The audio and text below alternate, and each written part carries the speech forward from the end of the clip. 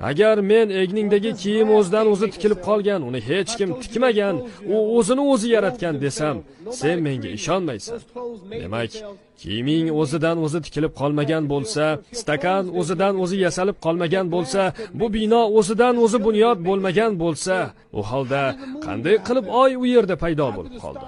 Yulduzlar, Yupiter, Neptun, Mars, Quyosh qanday paydo bo'ldi? Tabiatchi qanday?